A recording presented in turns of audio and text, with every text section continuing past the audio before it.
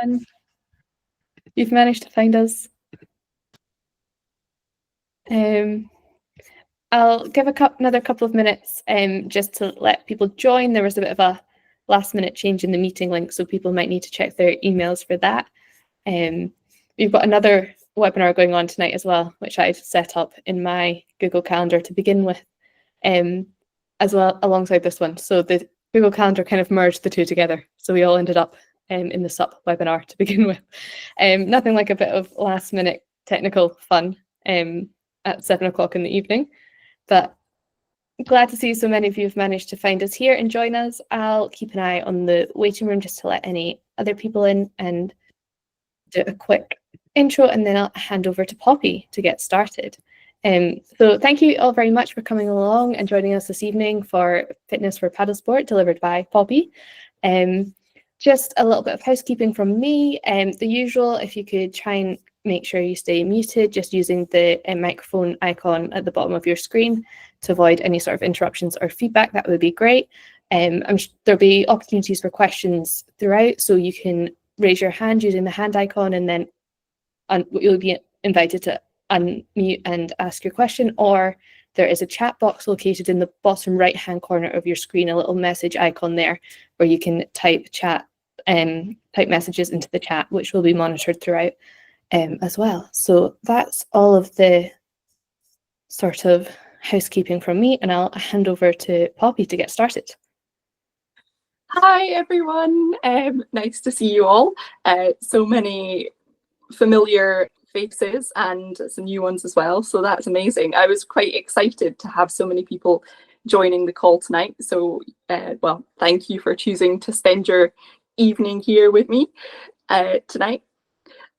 Because there's so many people, I thought instead of trying to kind of go around and ask everyone different questions, it might be better if we use the hi, if you're just joining us, not missed anything, don't worry. If we just use the chat sort of initially, so if there is anything in particular, I guess, that you're hoping we would cover this evening or to get out of this evening, then please do sort of pop up your questions in that chat box just now, and then I can try and sort of answer them throughout the next hour and a half as we go. I thought maybe I should start by introducing myself. So, hello, I can see more people joining. So yeah, let me just start by introducing myself. My name's Poppy, obviously, and I'm a paddle sports coach based in Edinburgh. I work throughout the country, which is really nice. So I get the opportunity to go to some amazing places. And with working as a freelance coach, alongside that, I'm a personal trainer. So I guess that sort of came about as I love coaching and I wanted to help people develop their paddling skills. And around that, I guess, was there's obviously being able to move better, being fitter, being stronger is going to help us in our paddling. So that led me down the route of becoming a personal trainer. And I've been working as a coach for the last 12 years and working in the fitness industry alongside that as well. And I'm also a national trainer with Paddle Scotland. So hopefully tonight will be a bit about showing you some practical exercises and answering any questions, looking for with some tips and tricks of things to work on. So feel free to join in if you want to try out some different exercises, or if you just want some things to do, some ideas for things to do another time. Let me just have a wee look at my messages just now to see if anything's coming in.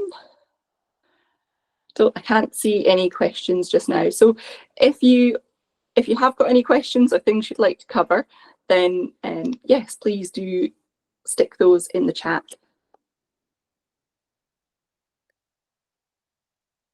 So, also, if you're having any problems with the chat, feel free to unmute your mics and ask away. But if not, then I guess we can get started with some different exercises, and some things you can join in, you know, from the comfort of your chairs, and others maybe not so much, but hopefully we'll give you some ideas along the way. Oh, Cool, I've just had a question coming in the messages, so I might try and pick up on that just now before I sort of get started with the practical stuff. So it was, I don't know if everyone could see it. Cool. First one was about junior versus adult paddlers, and if I can call out any differences in approach.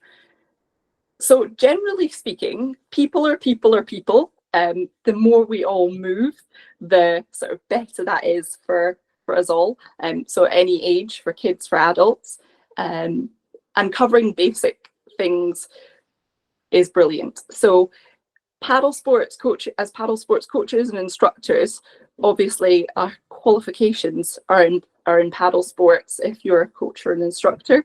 So if you're looking at it from that perspective, I would always say seek out other professionals if you're looking to sort of point people in the right direction of what to do. For exercise wise, in terms of different things we can do ourselves, then I would say the number one most important thing is making sure we do warm-ups. And when I say warm-ups, those should be mobilizing exercises. So taking your body through its natural range of motion before we do our paddle sports activity. So that's going to be really, really important, especially as we get older. Kids are quite bouncy and they don't tend to get injured as much, but it's really important that they start developing those habits earlier on, because hopefully they're all going to get older. A little bit, someone asked about wrist strengthening exercises. And I know, having had problems with those myself in the past, that's can be a big issue for paddlers. You get gyroscope balls that you can hold. I think there's a brand called Powerball, which I've used, and they're amazing. I'm sure you get other brands as well. Other than that, you can use like very, very light dumbbells and do like wrist actions like this and like that. So if you're holding your wrist and rotating and lifting it up, and then the other way around like that, they help. But it can also, if you're finding that's happening when you're paddling, it can sometimes be an issue with how tightly you're gripping your paddle.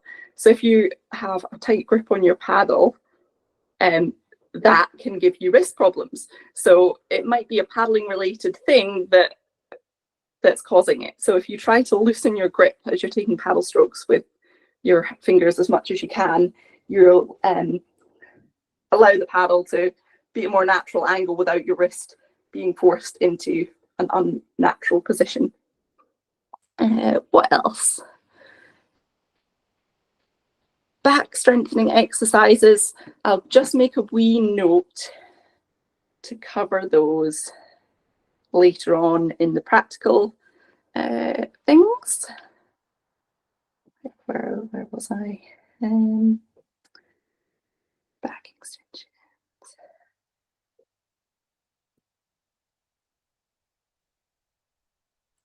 Oh, I think that's it for now, but if anyone's got any questions, please do add them onto the chat box.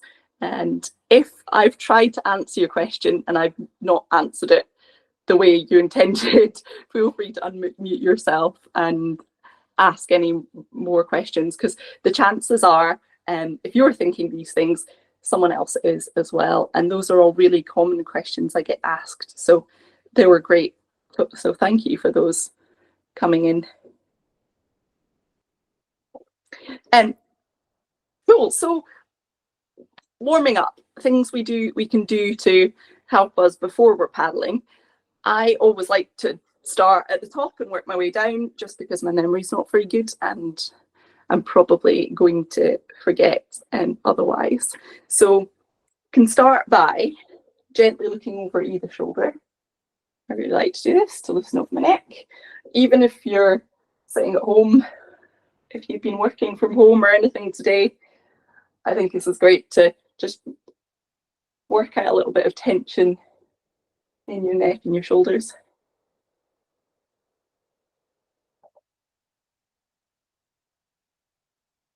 And you can start to shrug your shoulders. So you're still gently just moving things, seeing how high towards your ears you can, get your shoulders to go, and then just letting them fall right down your sides. I might need to stand up for this, so give me while I adjust my camera. And then I'm going to gently start rotating. So keeping the head facing forwards and the hips facing forwards. Doing this from side to side.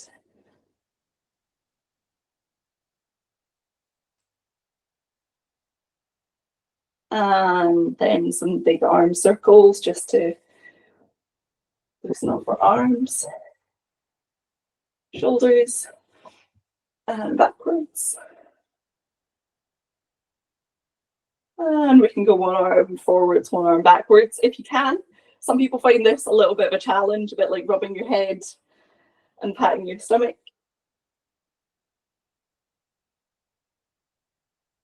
And the other way if you can. And then a few side bends. So imagining you're just following your hand down the seam of your trousers.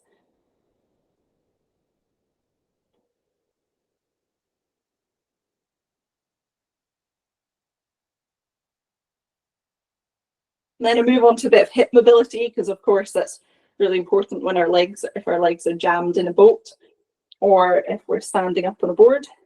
So just lifting my leg, putting it down to the side, down and then back and changing over. And then standing on one leg, now you can see my feet, just doing some ankle circles. So your toes going round in a circle one way and then round in the circle the other way. Don't worry if you start to feel a little bit wobbly. It's all just good to work on our balance. It's like when we're paddling, sometimes we'll have a wobble, but that's okay. And then on the other side as well, one way and then the other. So that's a little bit of mobility I like to do before I'm paddling or before I'm in the gym, before I'm doing any sort of exercise, just trying to kind of wake up your body, getting yourself through a natural range of motion before we're trying to challenge our bodies by, paddling quickly or doing anything more strenuous. I'm just going to come back to check messages while we're here.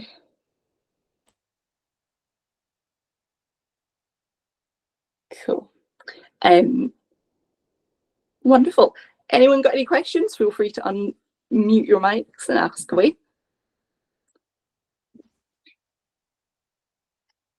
And if not, we will start running through some different exercises. So I might do these sitting down just so it's a bit easier for you to see on your screens. So first of all, if we do some arm exercises. So the great thing about doing exercises without weights is there's very little risk. We're not trying to do anything that could injure us really, because we're not putting ourselves into an awkward position. We're not using any external factors. So you're not going to drop a dumbbell on your toes if you don't know what you're doing. So they're very low risk, very high reward exercises. That's kind of why I wanted to do them this evening. So first of all, we have arm circles. Feel free to join in, where you start by having your arms parallel to the ground, fingers pointing up to the ceiling, and then you make little circles forwards. I'm going to put a little timer on, so if you want to join in, you can do. So I'm going to go forwards for 30 seconds. Just making little circles with your fingers pointing up to the ceiling. And then we'll go backwards for 30 seconds, and then we'll do some arm raises. So you should feel this around your shoulders. So in the tops of your shoulders and your deltoids. Okay, that's almost the first 30 seconds up. And then we'll go backwards.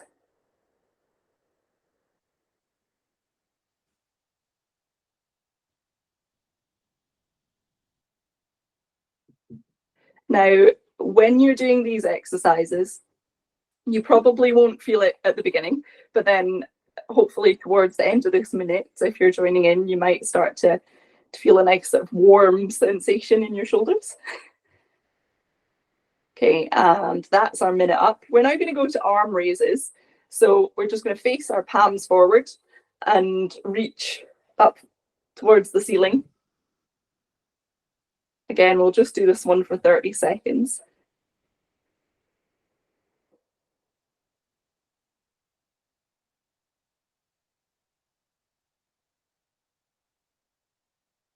If I have a spare 10 minutes, I sometimes just do sets and reps of these at home, and that's us done, because they're super quick to do, and you definitely start to feel them. If you joined in, you might notice. So I would tend to start off with, you can start off by just doing what we just did, which was 30, 30, 30, and then if you want to do more, give yourself 30 seconds rest and repeat again. I would say after 3 or 4 rounds, most people are usually quite tired. So yeah, some people less, some people more, we're all different, but that's absolutely fine. So you can give that a go in your own time if you like. Any questions for anyone that tried it, or anyone that might give it a go later?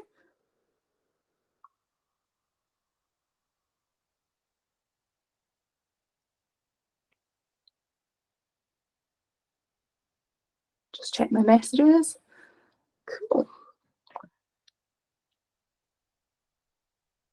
Okie dokie.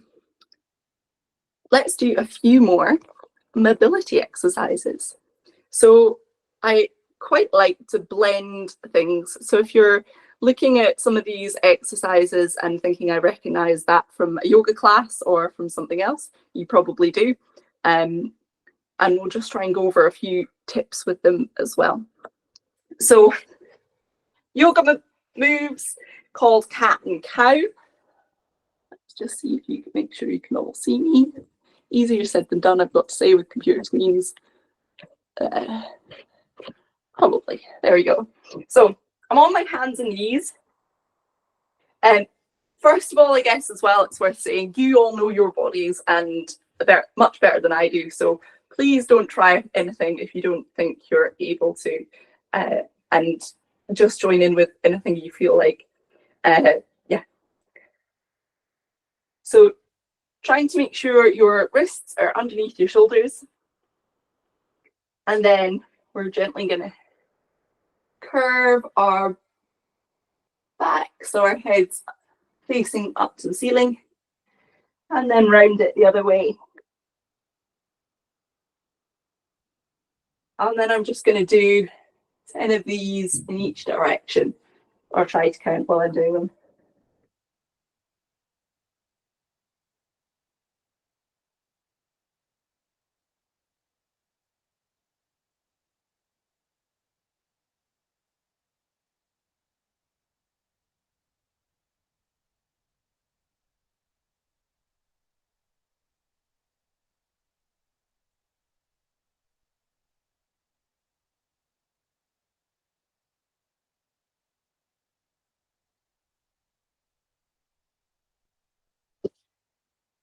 Okay. No questions coming up there. I'm actually getting quite warm, which I didn't think I would say in December. Not December, November, sorry. Next one. Again, on our hands and knees, we're trying to again keep our palms underneath our shoulders. It's called threading the needle. So this one I really love for rotation, because obviously in paddling we try and rotate lots. So working on our rotation and our mobility in our shoulders and our upper body is super helpful. So I'm going to go and just demonstrate a few. So I'm reaching in between my hand whilst bending my elbow, lowering myself down to the ground, looking one way. Sorry if you couldn't hear me. And then reaching up towards the ceiling as far as I can the other way. And I normally do, say, 10 on one side before swapping over. So I'll just do a couple more so you can see what I'm doing.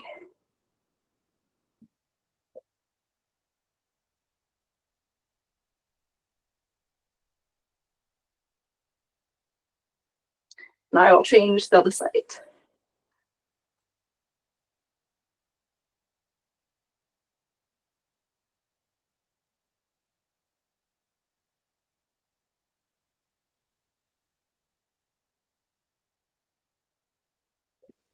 Feel free to give those a go if you want at home. Just come back on over and check in the chat.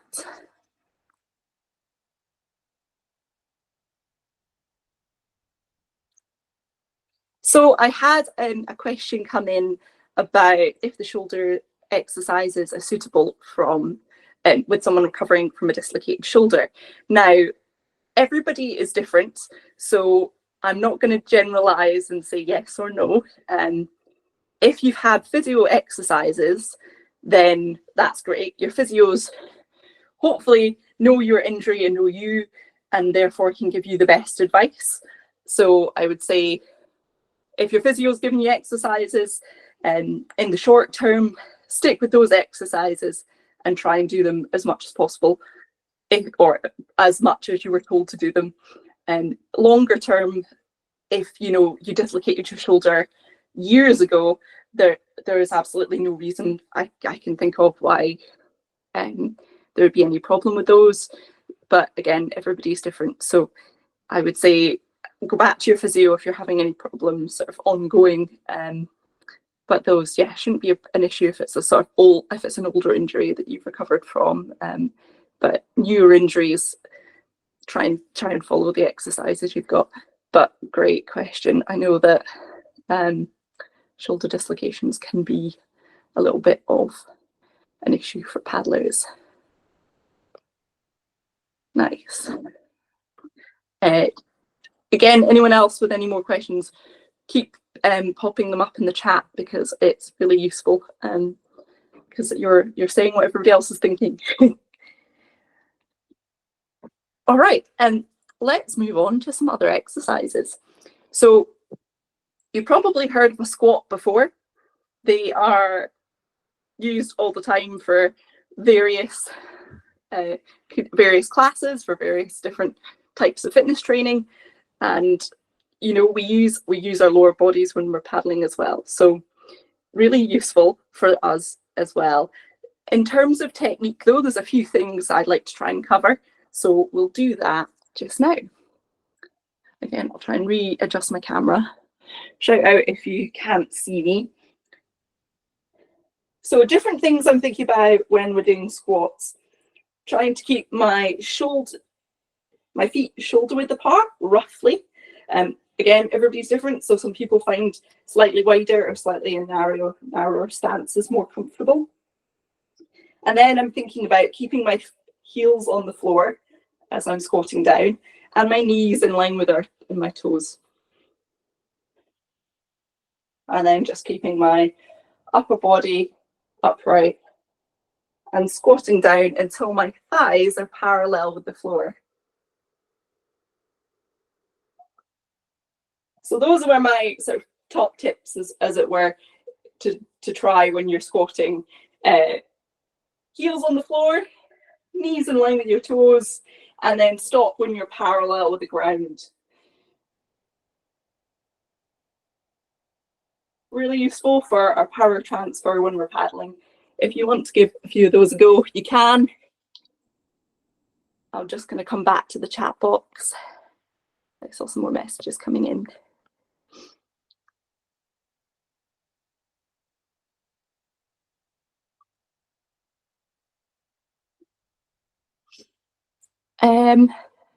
So I've had a question about when I'm coming up from threading the needle, what can you do to offset golfers or tennis elbow? I'm not really sure if I know what that, if I'm understanding it, but if it's your elbow that's hurting as you're sort of pushing up off the ground, you can do similar sort of rotational exercises without using that supporting arm. So if that's the bit that's causing you problems, something else you could try is sitting in a kayaking sort of position and having both arms in front of you and then trying to reach round behind you.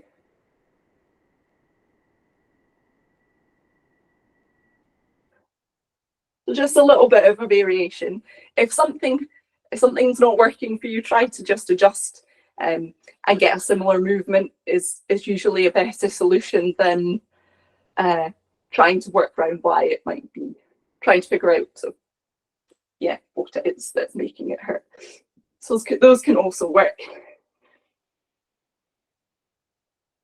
Reaching all the way around as far as you can.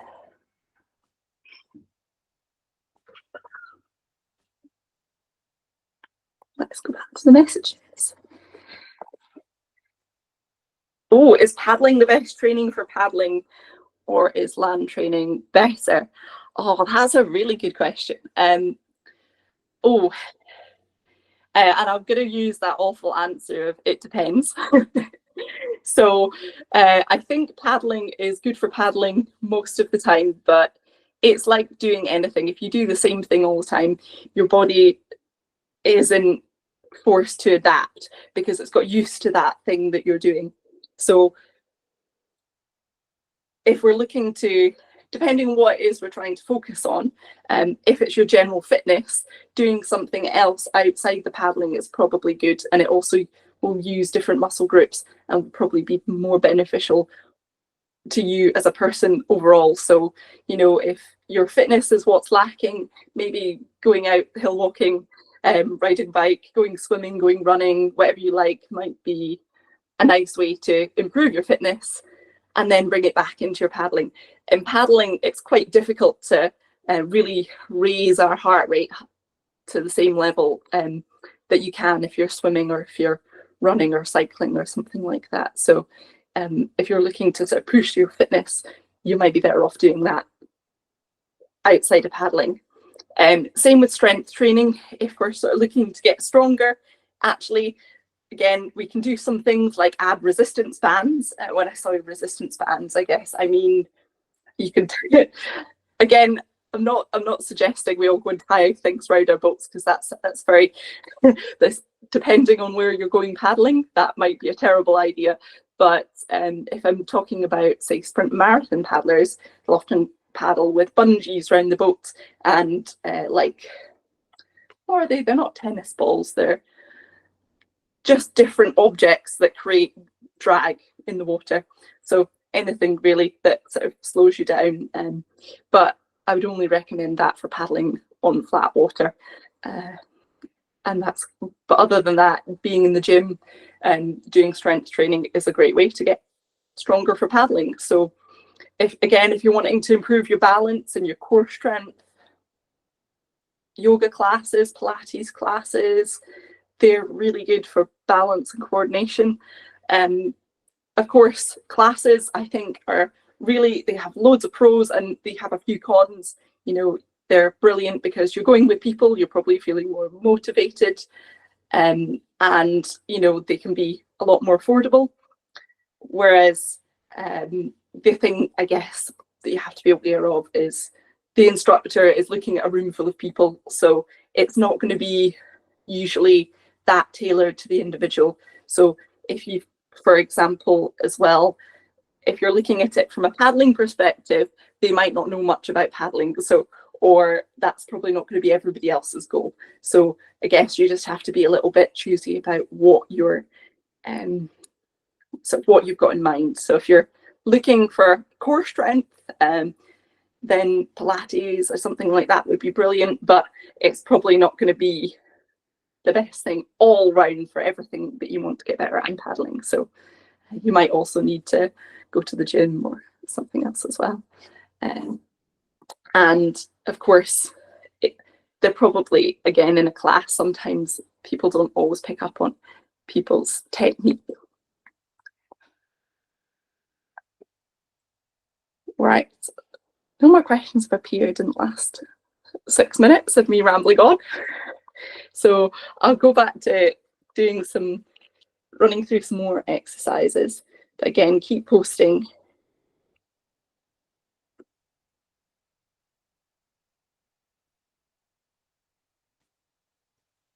So next on my list, I've got lunges and lunges with rotation. So a lunge is, again, lower body exercise, but great for power transfer. And lunges with rotation are just to add in something to help us as paddlers with a bit of balance and a bit of rotation in there as well. So I'll go this way. So I'm basically taking a step forwards and bending my front and bending my back leg and lunging down. Once I'm in that position, I'm rotating to one side and then pushing back up. And then I'm swapping legs. I'll do a few sort of full speed.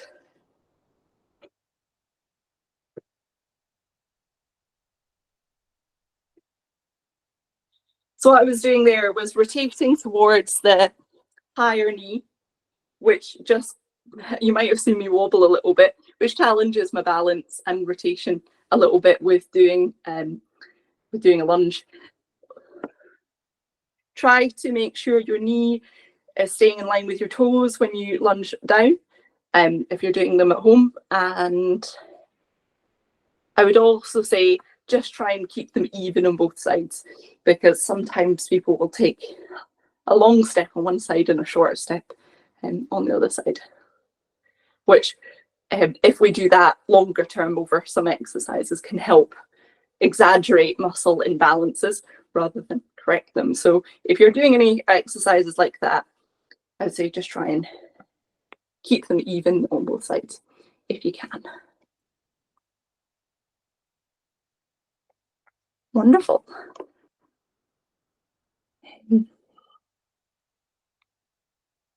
Cool. So we've talked a little bit about a few upper body and lower body exercises.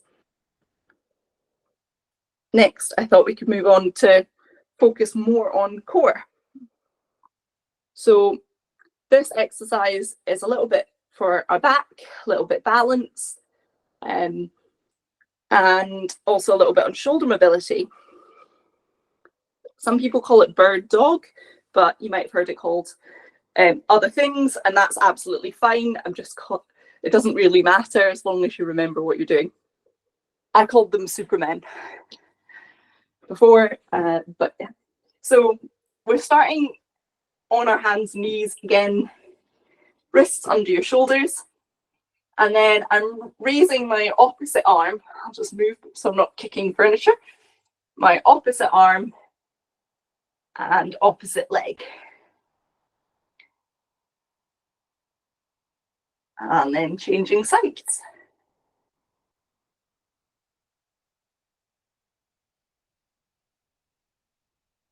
So if you have sort of limited shoulder mobility, what you might see is your front arm might not move very much. The more mobile your shoulder is, the more you'll see that arm move back. But I know that can be something a lot of paddlers struggle with. So trying to improve your shoulder mobility usually helps with paddling. So I like this exercise from that perspective. And the balance element of being in this position and trying to use your coordination. It's all wonderful. So I'll try and do it again, just to give you another idea. So just extending your back leg, like you're pushing with your heel up into the air and lifting your front arm. So you should feel this a little bit across your back, a little bit in your glutes, your bum, and a little bit in your core just from stabilizing that position.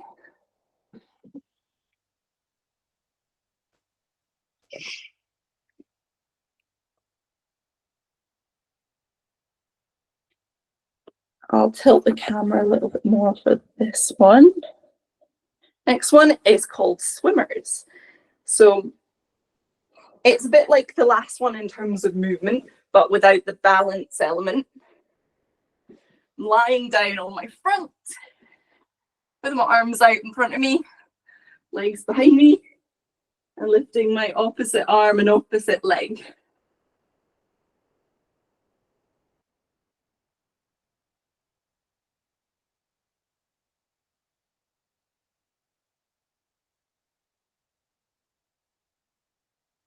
With these exercises, you can kind of add them in how you like. So sometimes you, depending on what you're working towards, you could time yourself and do the exercise for 30 seconds, rest for 30 seconds, or you could do 10 or 20 on each side and then have a rest and then come back to it. That's really up to you. But yeah, whatever works, feel free to give it a go.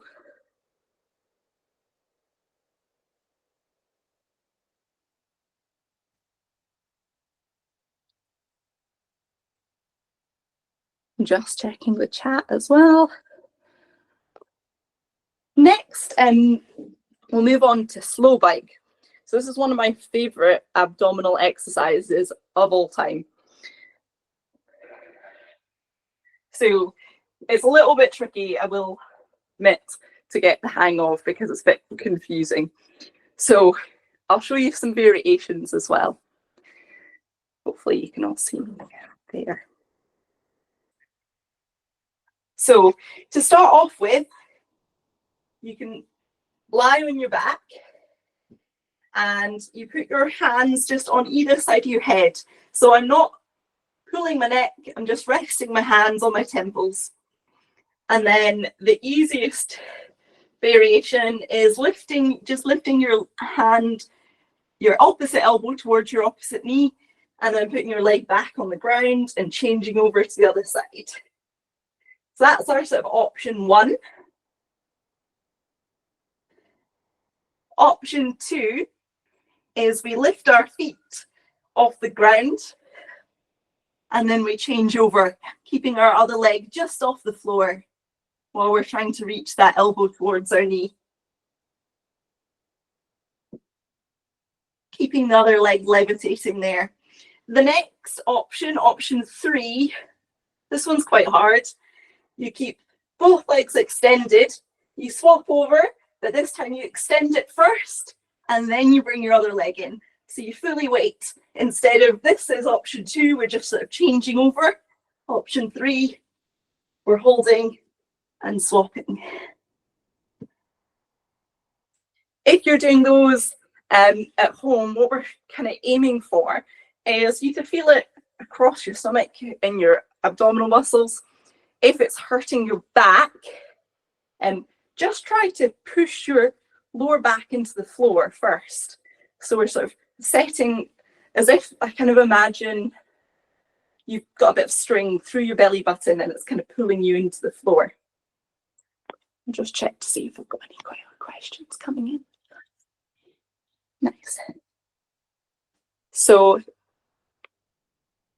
option 1, 2, or 3, you can try again and do them for time or for sets and reps. It's called slow bike because it sort of should be quite slow. It's a little bit trickier then, so take your time with it if you're giving it a go.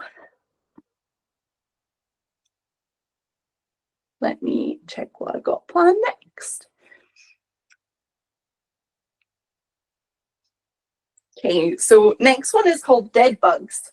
It's kind of a similar idea in the sense of we start off lying down and you want to try and make sure, again, you're pushing your lower back into the floor. This time, our shins are parallel to the floor, our arms are just up in front of us, and then we're lowering our opposite arm and opposite leg towards the floor. Now, the more you lower your opposite arm and opposite leg, the harder it'll be. So if you don't want too much of a challenge, just move a little bit. If you want to make it more challenging, extend further.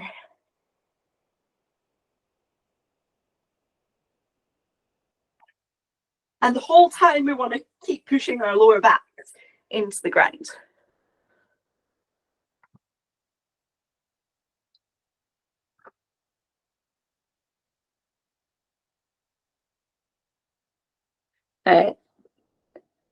Another kind of variation on those type of core exercise is what I call a core hold. So it's a bit like our first slow bike in the sense of we're still lying down, we're still on our back, still trying to push our lower back into the floor. This time, instead of going to opposite sides, we're going the same elbow to the same knee and extending our other arm and leg. Again, the more we extend this arm and leg, the more challenging it is. So you can kind of start off in a bit of a ball. And then if you want to make it harder, you can just reach further. And then for those, we would do them for time. So I'll just show you on this side as well. So I'd start people off maybe by trying like 10 seconds on one side and 10 seconds on the other side with a bit of a break in between. And then obviously the better you get, the longer you can do.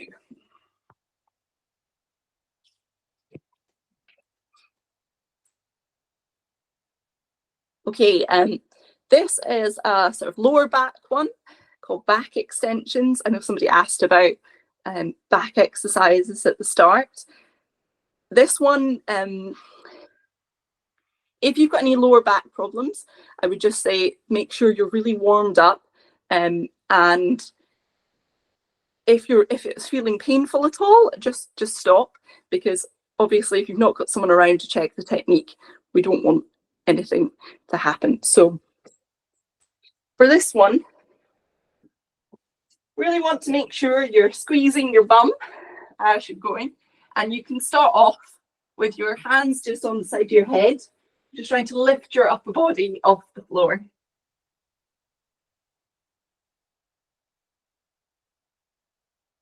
So it's good for back mobility. Don't worry if you're not moving much to start off with. And then if you want to make it more challenging or less challenging, you can use your arms, you can place your hands just by your chest and slowly lift yourself up and try and engage your back muscles.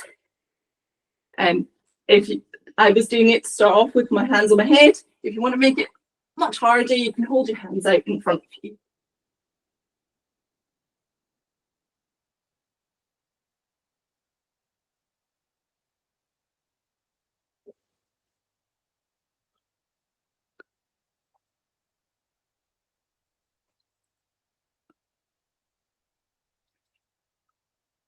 So I guess that was a little routine of some different exercises you can do at home, which I guess I handpicked as some of my favourites that I thought would be kind of the most beneficial to the most people, because there's a bit of a broad spectrum there of different things, and they're all quite simple to do with not much space, as you can probably see behind me, and you don't need any equipment. So from that perspective, they're very accessible, and you can kind of balance them to make them harder or easier as you go along. I would, yeah, I think it'd be great. Again, if you've got any questions, feel free to put them in the chat box or post, or just turn off, unmute yourselves and ask away.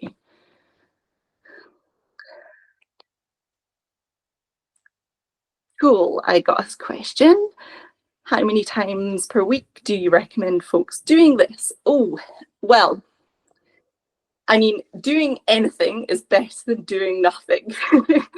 So as a personal trainer, I guess the more people do stuff, generally speaking, the better. You know, wouldn't it be wonderful if we all did loads of exercise all the time? But I mean, living in the real world, we all have other commitments. So I would say doing something is better than doing nothing. If you can do something for 10 minutes a day, hey, like if you do that 6 days a week, that's 60 minutes extra exercise you weren't getting. So that's amazing. If you can do 20 minutes a day, amazing. If you can do an hour once a week, that's also great. Just kind of whatever works for you.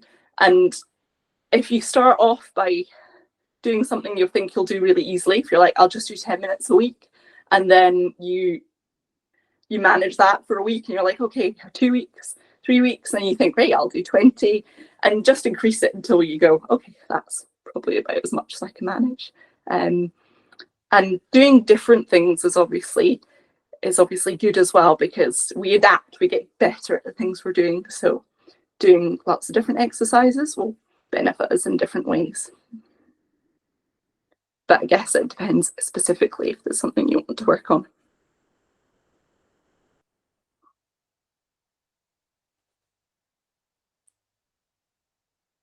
Oh, people raise their hands.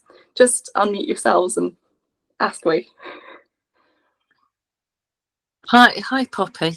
Yeah, hi, good to see you again. Actually, I did my Paddlesport instructor course with you, so that was great. Yes. Yeah, and I just a little question about the lunge, because I do find the lunge a really useful exercise.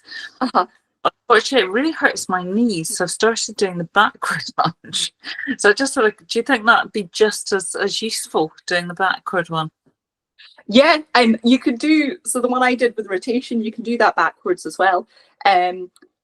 Variations on exercises will generally work slightly different muscle groups, but it's pretty similar, and it's still going to work. It's still going to help your leg, the muscles in your legs, and your balance. And yeah, they're a great exercise. So reverse lunges, backwards lunges, whatever you want to call them, yeah, they're great as well. So yeah, that's helpful, because actually they seem so much easier. I thought they can't be doing so much good. But maybe just because it's not so painful. Yeah. If it's causing you pain, then that's not good. That's not what we're aiming for. So trying to find variations is really useful. If you like your lunges as well, another one I like is an overhead lunge, just where you're keeping your arms up above your head. Again, it sort of works with improving your balance. And then, if you get really good at them, you can even add in little weights, and it's kind of working our shoulder stability as well. You're sort of keeping your arms straight above your head. You can hold tins of beans as well, I think. Thanks a lot. Hello, Poppy. Hi, Sarah. Hello. I've been wondering, I think I see a lot of women, which is great. But like some of us are getting older, we're going into the menopause or already in the menopause. And I'm like, a friend and I just started the gym today before this. I'm regretting it now, kind of thing, but never mind. So I'm quite conscious I need to do a lot more weight bearing. I mean, I'm a climber as well, so I know I'm pretty fit, and I've got my body weight that I drag up a wall a lot. But I'm quite conscious I probably want to work a bit more on making sure I do more weight bearing exercises to kind of strengthen everything. Do you have any tips or anything at all? So that's really good. It's a really good question, and I guess for those of us on the call, yes, you're right. I can see quite a lot of female names. When we're over 30, we start to lose bone density, which is kind of scary. But the way we can kind of help prevent that is through weight bearing exercise, as you were saying. In terms of weight bearing exercise, anything is going to be good. If that's carrying your shopping home from the supermarket, if it's carrying your boat, it's still weight bearing exercise. Generally, I find sort of across the board, women probably, I think historically, have gone to gyms less, and there's less of a culture of wanting to appear muscular. So perhaps women stay away from upper body exercises more than men, which I think is a shame, because we need to do them maybe just as much, if not more, because of wanting to make sure we don't lose our bone density. If we can prevent some of that, that's great. So in terms of weight bearing exercise, going to the gym and lifting weights, going to classes, I would recommend, albeit try and do a little bit of research. Like, there is loads of good information online. There's loads of good information in books and magazines. There's loads of good classes out there, and yeah, and people that sort of specialize, so personal trainers, gym instructors, if you ask them about upper body exercises. And for anyone that's sort of worried about looking really muscular, you know, people spend their whole lives trying to look really muscular and following diets and spending every day in the gym. So it's really not that easy. We're not all going to sort of come out looking like Arnold Schwarzenegger if you know, go and lift some weights. If you do, whew, you're really lucky, because people would love that. So yeah, I would say going to the gym is a good thing for it, and getting resistance bands, or getting some weights at home. Just something that saying that whatever works for you. So if you're the sort of person that prefers going out and doing something with people, or going to a place, because I know it could sometimes be a little bit harder to motivate ourselves at home, especially if we've got the distractions, then sometimes going to a gym can just give you that sort of mental focus of, right, I'm here and now I'm going to go and work out, or I'm going to try and do some exercises. Whereas some people, you know, if it works in around your sort of home life, then that's great. I would say first things I would think about are picking up some light dumbbells. If you were going to go and buy something, you don't need to go and spend hundreds of pounds on loads of different stuff. If you sort of start small and then you can kind of work up to it. Also, pull-ups and press-ups. I didn't cover those tonight because there's kind of like a million different push-up progressions, but they're great exercise, a great upper body exercise. And pull-ups, if you want to get a pull-up bar at home, that I would say they're brilliant to have in your house. And you don't have to start with doing a pull-up. I mean, nobody really does unless they're small child. Usually they've got a good strength to weight ratios. But having them at home to do different sort of progressions on can be really good. Or using different machines at the gym, just because, again, for paddling specific type exercises, there's a lot of pulling involved and a lot of pushing. So where we can kind of mimic that with gym exercises will help our paddling as well. Great questions. I'll just check the chat, see if there's any more there. Could I say something about flexibility versus strength? The importance of flexibility versus strength. They're both important. So I guess with flexibility, we all start to lose flexibility again as we get older. So even if you're naturally quite flexible, if you don't keep trying to maintain it, it will get worse. As I found, I did dancing when I was much younger, so I used to sort of sit and stretch when I was a kid at home, and that probably helped me generally. But now I'm like, oh, I can't. It's a little bit harder to touch my toes and things than it used to be if I don't keep practicing. So as with us all, as we age, we start to lose our flexibility and also our balance. So if you know sort of older relatives who have fallen over and injured themselves, it's because we naturally start to lose balance as we get older. So the government even recommends that if you go, I'm not actually sure where you find it on the websites, but that we all work on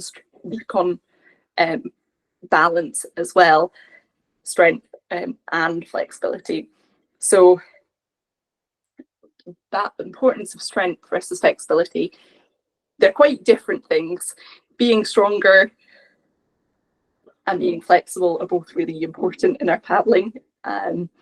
But yeah, if you want to ask away, if that didn't answer the question, then please do feel free to post or to unmute yourself and expand on that a little bit. Just check to see if there's any more messages coming in.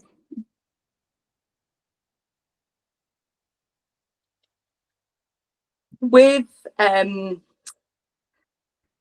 flexibility exercises, I would always make sure you've warmed up first. So if you're If you're doing any stretching, make sure that's at the end of your activity. So if you're doing exercises at home, stretch at the end. Because you can't really stretch cold muscles. It's a bit like blue tack. If you've got a ball of blue tack and you try to just pull it before it's warmed up, it'll break and it'll sort of snap. We can tear muscles if they're not warm before we exercise. Sorry, I'm just getting distracted by a message.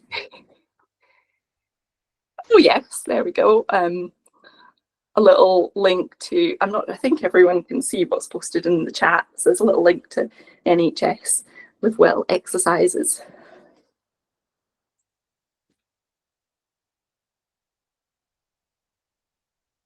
So there's useful stuff you can find actually on the NHS websites about different exercises. Paddle UK have also released stuff on the websites about things for paddling specifically, so you can check out their resources as well. I can't remember exactly where to find them, but feel free to have a search for that in your own time.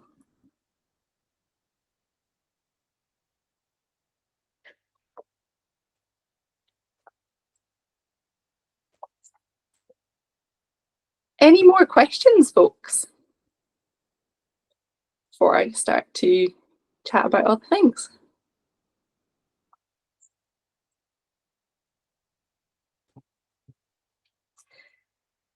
So I might just expand a little bit on exercises for different approaches where we wrist exercise and top tip for back strengthening.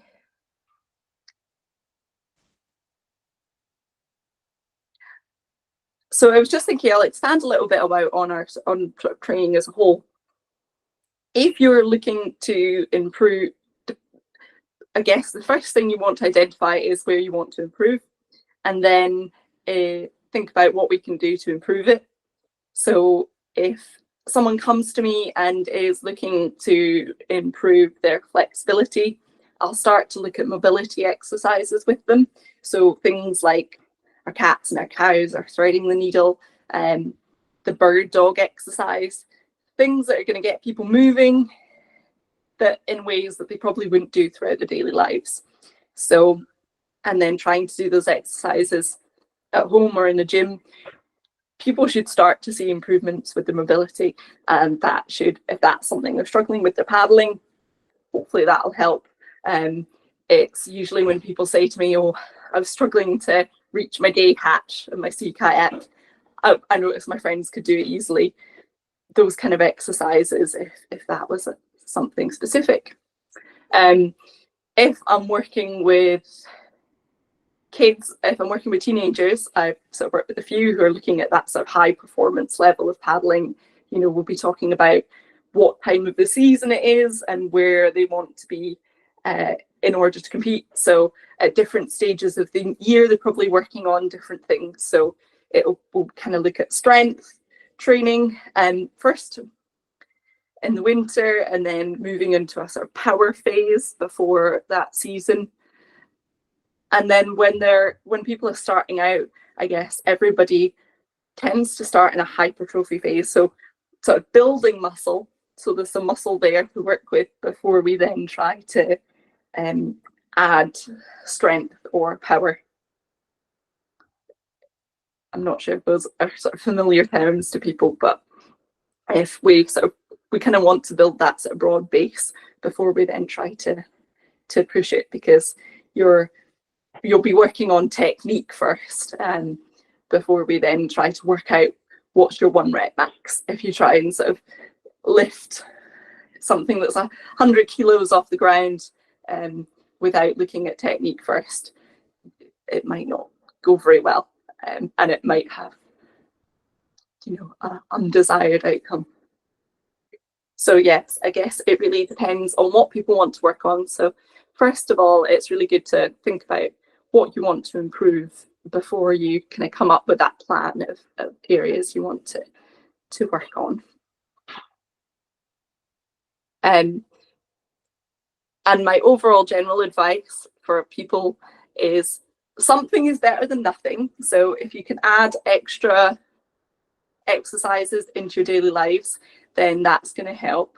If you can change your habits at all around things you do at home. So for example, I've got a personal training client who was wanting to work on some balance. So we said, well, why don't you stand on one leg while you brush your teeth? So 1 minute on one leg and 1 minute on the other leg. And it was amazing to see when we tested those later, the difference in the performance. And also, if you have a sort of a sitting down job, can you maybe sit on a gym ball?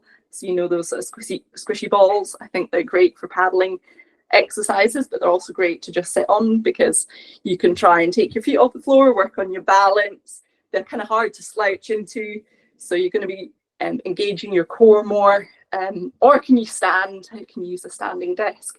So little things that you can do throughout the day that will make a difference, because if you're spending 8 hours at a desk, that's a lot of your day, which will make more of a difference maybe than the 1 hour you spend in the gym. Those sort of things that we can do. Can you walk more rather than than drive? These sort of things they'll all help our paddling, but they'll also help us in our life as a whole. Another thing I like to do, I don't know if you can, I'm sitting cross-legged on the floor. I kind of do that quite a lot at home. If you sit on the floor, it's quite good for your mobility. So as we're sitting in chairs, it's quite common in the Western world, but you know, throughout the rest of the world, people don't really sit in chairs very often. But they also, if you ever watch videos and things, you tend to find people in other countries, as they get older, have less problem getting off the floor. And that's because they do it every day. It's not like it's some sort of training exercise. It's just you stand up from sitting. With that in mind, if you want to try, here's a fun little challenge for you, which is, how many points of contact do you need to get off the floor? So if you're sitting on the floor, do you need to roll over onto your hands and knees and then stand up? Do you need to put a knee down, the other knee down, and sit down? Can you stand up without using your hands? Can you sit down without using your hands? Just a little bit of a silly challenge. Kind of helps if you don't have shoes on as well sometimes, because they can get in your way a little bit. Something you could try with or without your camera on in your own time. So yeah, things like that I think are really useful to build into our daily lives, because it's really good for our hip mobility. So if you hear people who sit in kayaks who say, my legs are going numb, I tend to think, well, it's probably because how often do people sit on the floor? And that's kind of like the position we're sitting in with our legs in a kayak. No matter what kind of kayak you're sitting in, it's not very common to sit on the floor with your legs out in front of you. So what better way to train for it than sitting on the floor? Because we can do that at home. You can watch TV and it's training, which I kind of like. Good for mobility as well, just because you're naturally in a slightly different position. And yeah, sit your feet with your legs cross-legged, try and change sides, or trying to put various different positions, because if we're doing different things all the time, it's helping us in different ways. Any more questions come in? I've been doing my silly things on the floor. So call that sort of a sit to stand test. So if you want to look that up later or give it a go, that's a good one for you to try later. Oh, no worries. Thank you for coming.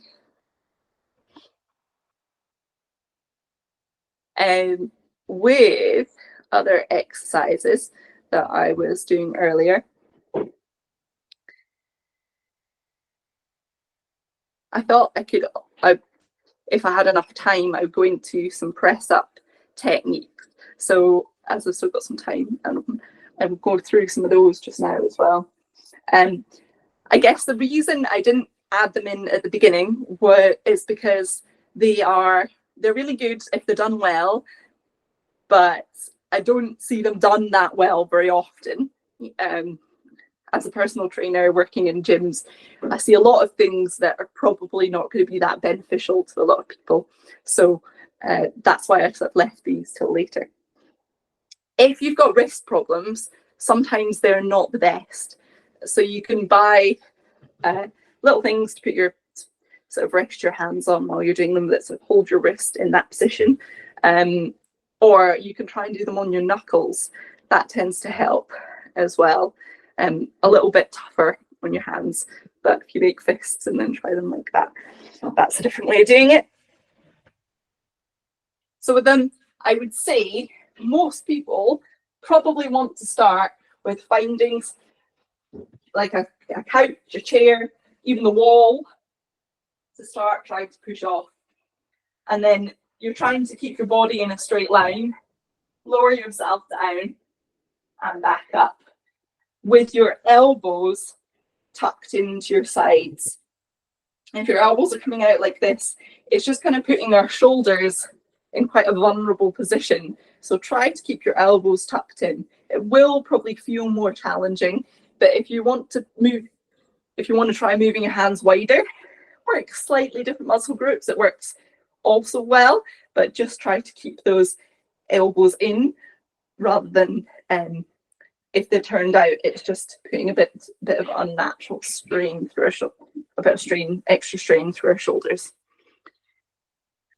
Then if you've tried them on the wall and you've tried them on a chair or something, and you found that you can get low enough while keeping your body straight and lowering your chest down, I would say come onto your knees next.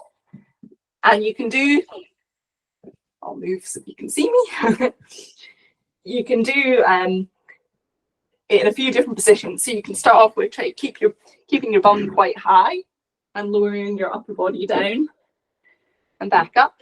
And then you can walk your hands out a little bit more so your body is in a sort of straight line from your knees to your shoulders, and then lowering yourself down. If you're finding you can do all of these, then what you can do is start by doing a negative repetition. So you're lowering yourself down to the floor and then moving back into a sort of starting position. So if you're wanting to get your first press up, that's kind of how we get there. So you can start in a press up position, lowering yourself down, and then you can just relax, push back up onto your knees and try again. And if that's working, we can do the full thing.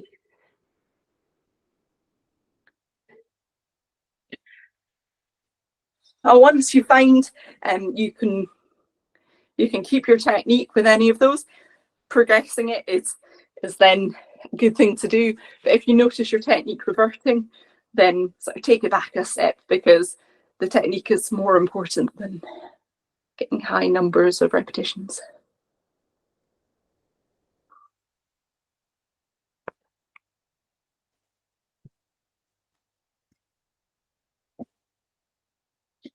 I mentioned pull-up bars at home as well. I don't have one handy to demonstrate on, but if you are thinking about it, or you're sort of like, what's she talking about? I think a good way to start is just by hanging from the bar, just literally hanging.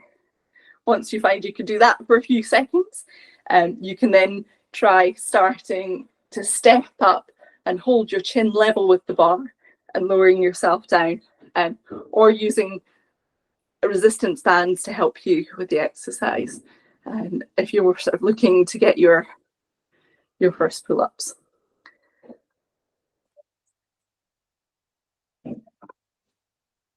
Okie dokie. Thank you, everyone. I'm just going to say, if anybody wants to ask anything, feel free now to put your hand up or just unmute your mics, because yeah, we've kind of got like 15 minutes left before we said we'd let people go, and I know people might want to go on and do things with their evening. So yeah, those questions though that have come in have been really great, because it's so nice to sort of get some feedback and find out what you're thinking, because asking those questions I think helps everyone. So if there's anything that you can think of, please feel free to jump in. Hello, yes, Amanda. You're good. Yeah. Hi. We met you briefly in Shetland in the summer. With the wrist exercises, when you've got weights, is it best then to rest your hand on your knees and go like that rather than having your hands out? Yeah, that's probably easier. So you can rest your hand. Because otherwise it becomes a bit of an arm exercise as well, doesn't it? Which is fine. But if you're trying to finish my water bit to use the glass. So if you start holding it in your hand and you do a little wrist curl. Yeah. And then the opposite. So you can try those. What is it when you're doing exercises that they hurt? Is it hurt when you're paddling, or? No, I think it's probably age related, but I've just noticed my wrists do start to get sore, not particularly paddling, but I do quite a lot of yoga, and I feel after that they can feel a bit sore. And gardening, they can get very sore if I've been gardening for a long time, but I think a lot of that's the rotation from the gardening. But I've just noticed they start to feel sore if I'm doing a lot of the bird dog or press ups or something where the wrist is in that position. So I just thought they need to strengthening. Yeah, I would say, have you had a look for power balls before? Actually, we got one when I had a wrist injury. My brother gave me one because we both had a wrist injury at a similar time. But I'll have to hook it out again. Yeah. I was just going to say, you haven't. I have trouble getting it going, actually. Yeah.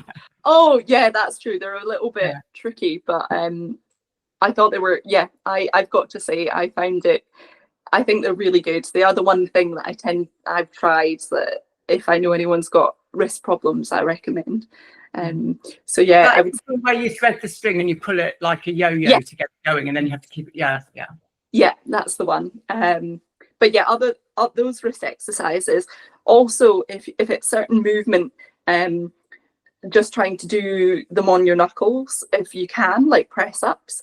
I found that it's just, if it's already sore, it's not going to have a chance to recover if you're sort of putting it into a strenuous position.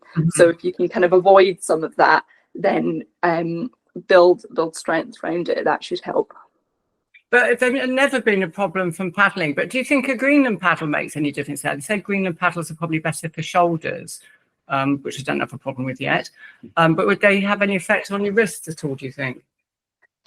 So that's a good question.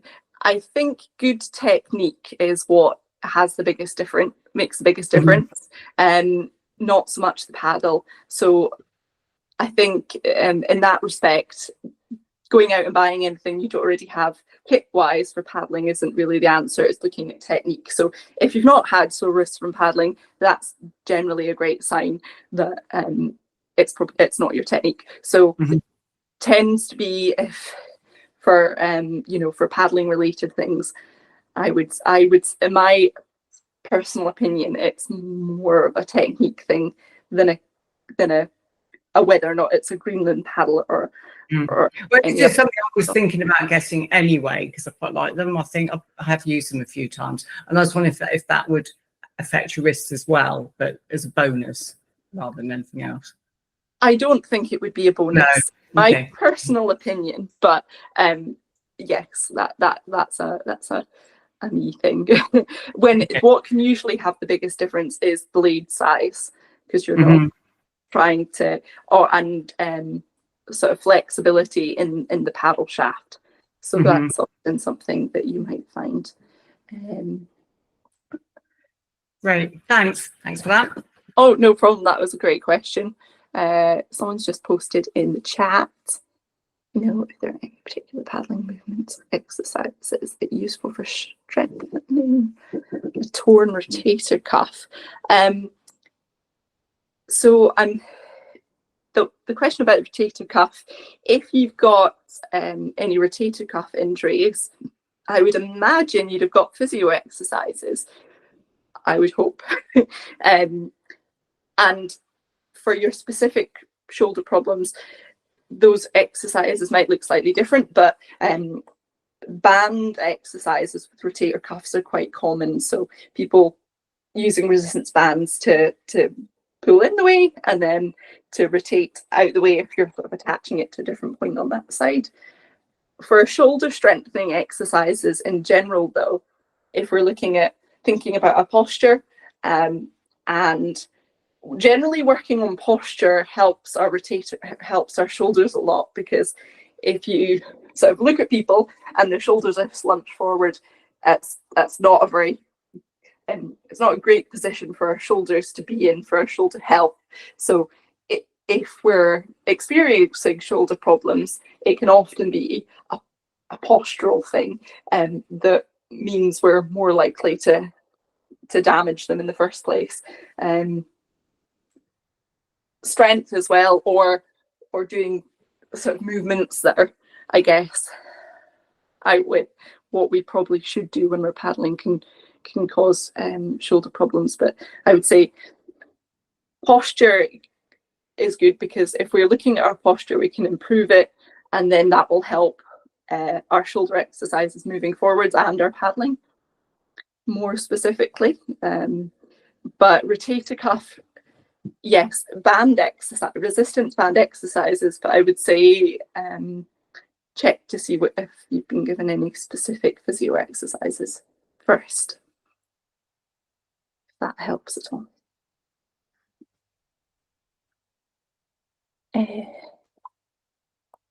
Any other thoughts or questions from anyone?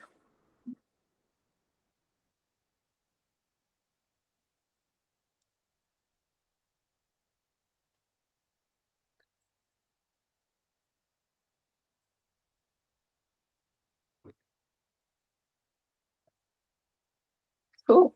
I'm not seeing anything else coming in. If you do think of anything, please do just shout up. As a sort of we'll look to close up soon so people can get away for the evening. Another question has just come in the chat from Sally about exercises that can be done on land that would help with rolling. Oh, thank you for that, Charlotte. I was just checking. That's a good one. Yeah, certain exercises. I don't know if I call them exercises, but when I'm coaching rolling, I do use the land quite a lot to try and think about different things. Part of that, I guess, is just what we're aiming for when we're rolling. So I can using it to demonstrate that sort of position that we're in. So practicing trying to get our bum onto the ground before we then follow up with our head. And because if I'm sort of sitting on my side, I don't know how well you can see me, but if I push up or if I try to lift my head, if my sort of hips are still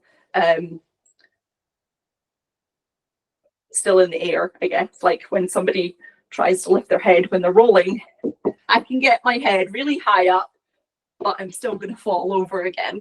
So I find that use of demonstration quite useful to get the idea of people thinking about lifting their knee that's further down and pushing on their opposite foot to then get their hips down, hips on the ground or flatten off the boat and then come up. So I find that really useful to get people to start thinking about sliding up, rather than you sort of do a little bit of a comparison there with what happens when you lift your head. You can demonstrate, I think, quite well that it will just flop back down again. And also just getting people into that habit of rolling around on the floor will hopefully get them a bit less confused about the whole idea of where in time and space they are, like when you're upside down in a boat.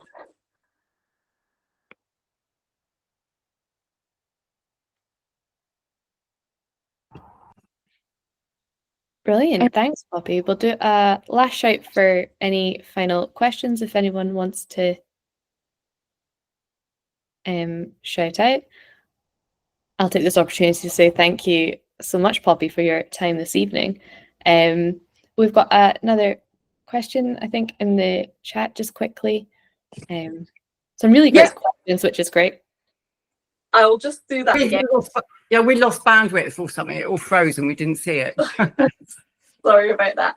So if I'm on the floor, I think you should be able to see me. If I try to push up with my upper body, I can push myself really quite far off the floor. It's kind of like when people lift their head.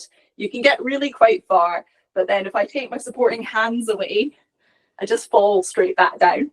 If I'm thinking about trying to tilt my hips, so or if I'm thinking about trying to get the boat the right way up, once my hips are on the ground, my head will follow. I think it is a bit like if you ever see those kid toy adverts, they're called Wibbles Wobble, but they don't fall down, where you push them and they just flop about the place. It's kind of like that. Once you get the weight of your lower body grounded, then your upper body follows, your head follows. So using the floor to kind of demonstrate that, I think can be quite useful, more so than a specific exercise for rolling. But if people are able to move around on the floor in those sorts of positions, then they should be able to get some of the movements for rolling as well. So if it's a sort of mobility thing that you wanted to check, getting people to roll around on the ground shouldn't do any harm for that as well. Thanks.